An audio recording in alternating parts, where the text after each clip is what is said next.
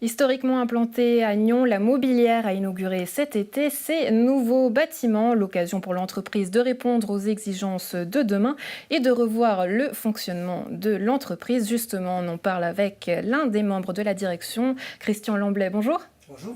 Quelques mois justement après l'inauguration de ces bâtiments, quel bilan vous faites du côté justement de cette nouvelle manière de travailler ?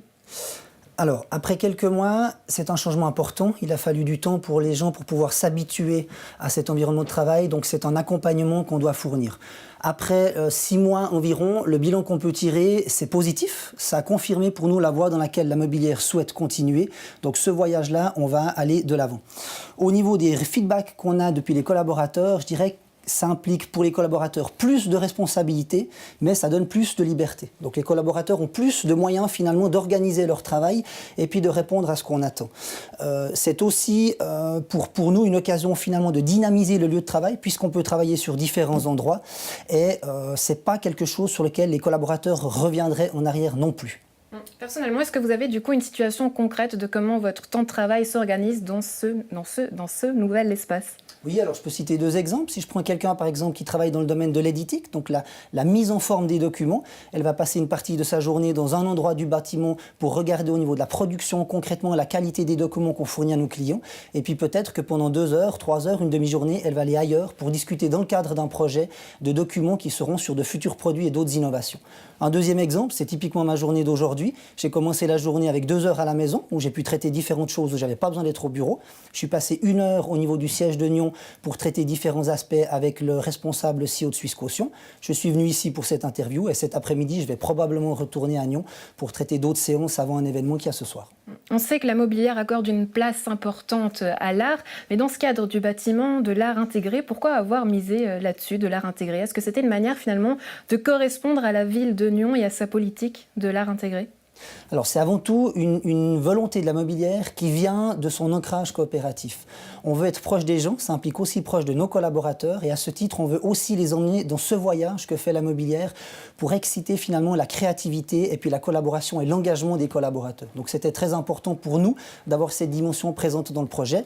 À ce titre, on travaille depuis 2015 avec Kerim Seiler qui est un artiste suisse de renommée internationale et puis qui a développé pour l'ensemble des sièges par rapport à cette rénovation du monde de travail qu'on appelle Work at Mobilière, un concept couleur. Et dans le cadre de Nyon, il a pu assigner différentes couleurs à différents étages, différentes zones de travail pour soutenir finalement cette image qu'on veut donner et cette dynamique qu'on veut instaurer dans le bâtiment.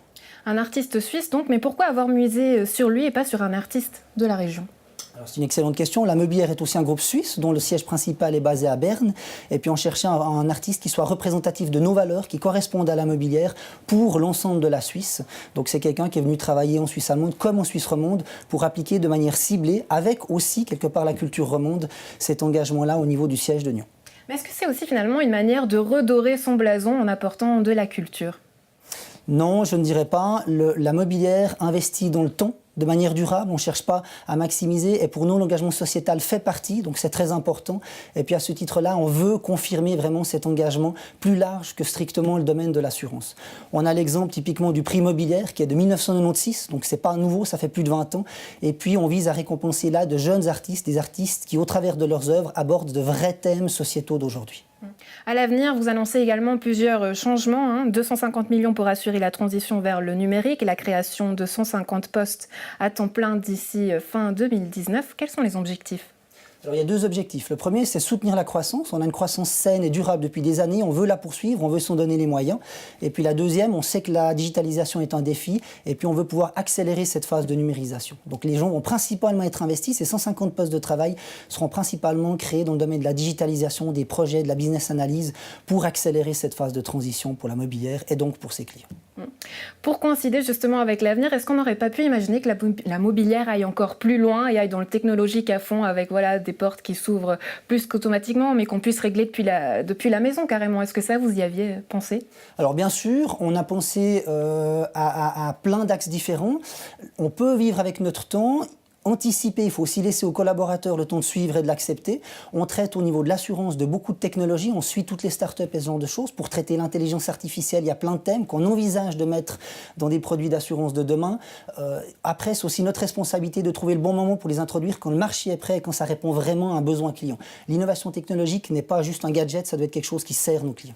Et qui sert la population justement. Merci Christian Lamblay et puis bonne suite à vous. Merci beaucoup.